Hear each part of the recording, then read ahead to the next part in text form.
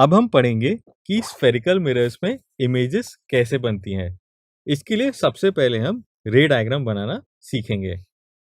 रे डायग्राम बनाने से पहला रूल है कि प्रिंसिपल एक्सिस के पैरेलल आने वाले रेस फोकस से होकर गुजरती हैं या गुजरती हुई दिखाई देती हैं। रे डायग्राम बनाने का दूसरा रूल है कि सेंटर ऑफ कर्वेचर से पास होने वाली रेस या इससे पास होती हुई दिखने वाली रेस अपने पाथ को रिट्रेस करती हैं, अर्थात वापस उसी दिशा में चली आती हैं। रे डायग्राम बनाने का लास्ट रूल है कि यदि कोई रे फोकस से पास होती है या पास होती हुई दिखती है, तो वो रे रिफ्लेक्शन के बाद प्रिंसिपल एक्सिस के पैरेलल बन जाती है। किसी भी ऑब्जेक्ट की इमेज को रे डायग्राम की हेल्प से प्राप्त करने के लिए हमें मिनिमम 2 रेस की आवश्यकता होती है। रे डायग्राम बनाने के लिए हम ऑब्जेक्ट के टॉप पॉइंट से 2 रेस को मिरर पर इंसिडेंट कराते हैं एंड अभी पढ़े गए रूल्स के according reflected ray diagrams draw करते हैं। ये रिफ्लेक्टेड रेस जहां पर भी इंटरसेक्ट करती हैं, वहां पर हमें ऑब्जेक्ट का टॉप पॉइंट की इमेज मिलती है।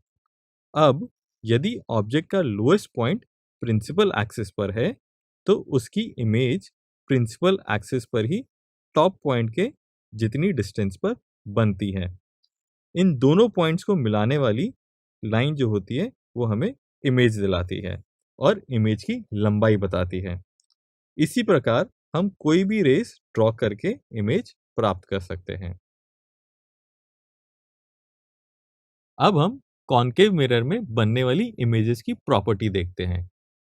यहाँ पर हमें एक कैंडल दी है। इस कैंडल को हम प्रिंसिपल एक्सिस पर मूव करेंगे और देखेंगे कॉन्केव मिरर के केस में कैसे-कैसे इसकी इमेज चेंज होती है। यहाँ आप देख सकते हैं सेंटर ऑफ कर्वेचर पर इमेज और ऑब्जेक्ट दोनों की लंबाई सेम है। अब जैसे ही सेंटर ऑफ कर्वेचर से आगे जाते हैं, आपने देखा कि इमेज की लंबाई बढ़ने लगती है। अब हम फोकस के नज़दीक आएँगे, तो हम देखेंगे कि इमेज इनफाइनाइट डिस्टेंस पे बनती है।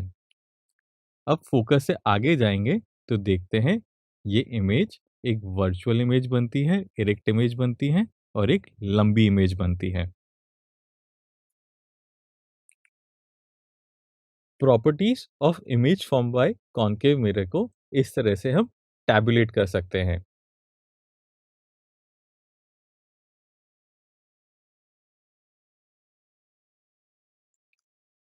ये सारी प्रॉपर्टीज हम मिरर इक्वेशन जब पढ़ेंगे, उस टाइम पे वेरीफाई भी कर सकते हैं।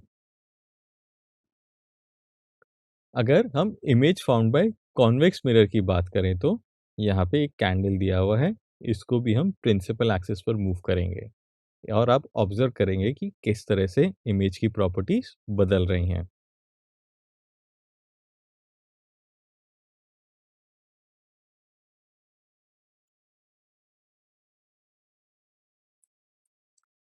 यहाँ पर आपने ऑब्जर्व किया होगा कि इमेज हमेशा इरेक्ट है, डिमिनिश्ड है और वर्चुअल इमेज है। ये एक वर्चुअल इमेज इसलिए है क्योंकि रेज़ जो आप देख रहे हैं, वो मिरर के पीछे की साइड पे मिलती हुई लग रही हैं, एक्चुअल में मीट नहीं हो रही हैं। इसको हम आगे और डिटेल में पढ़ेंगे। Properties of image found by convex mirror को इस तरह से टैबुलेट किया जा सकता है।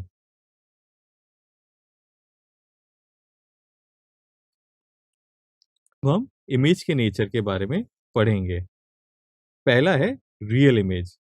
रियल इमेज के केस में यदि किसी ऑब्जेक्ट से आती हुई लाइट रेस रिफ्लेक्शन के बाद एक्चुअली में मीट होती हैं, तो उसे रियल इमेज कहते हैं। रियल इमेज हमेशा इन्वर्टेड होती हैं या उल्टी होती हैं। यहाँ पर रेज एक्चुअली में मीट होती हैं, इसलिए हमेशा रियल इमेज बनती है और रियल इमेज को स्क्रीन पर ऑब्टेन किया जा सकता है। यहाँ पर आप देख सकते हैं, ये कैंडल एक कॉन्केव मिरर के सामने रखी हुई है और जो इमेज फॉर्म्ड हुई है, वो एक इन्वर्टेड इमेज है और इसको एक स्क्रीन पर देखा जा सकता है। नेक्स्ट हम पढ़ेंगे वर्चुअल इमेज के बारे में। यदि रिफ्लेक्शन के बाद रेस मीट ना होकर मीट होती हुई दिखाई देती हैं, उसके इसमें हम कहते हैं वर्चुअल इमेज बनती है। यहाँ पर आप देखें तो ये जो रिफ्लेक्टेड रे है, हमने इसको पीछे की तरफ एक्सटेंड कर दिया है। सिमिलरली जो ये रिफ्लेक्टेड रे है, इसको भी हमने पीछे की तरफ एक्सटेंड कर दिया है। जब ये दोनों एक्सटेंडेड रेस जिस प्लेस पर इंटरसेक्ट होती हुई दिखती हैं, वहाँ पर हम बोलते हैं एक वर्चुअल इमेज बन गई है। वर्चुअल इमेज हमेशा इरेक्ट होती हैं और उनको स्क्रीन पे ऑब्टेन नहीं किया जा सकता। नेक्स्ट, एक बड़ा रोचक सवाल मैं आपसे पूछता हूँ। आपने कार का रियर व्यू मिरर तो देखा होगा। अगर आप ध्यान से देखें तो ये रियर व्यू मिरर एक कॉन्वेक्स मिरर होता है। अभी हमने जाना कि कॉन्वेक्स मिरर के केस में जो लाइट रेज होती हैं वो हमें अपीयर टू मीट होती हैं, appear to meet behind the mirror लगता है।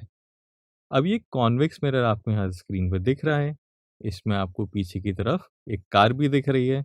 तो क्या आप सोच सकते हैं जब लाइट रेज एक्चुअली में इंटरसेक्ट कर ही नहीं रही हैं तो हमें ये कार की इमेज कैसे दिख रही है? कक्षा के बाद आप सब इस बात पर आपस में चर्चा कीजिएगा।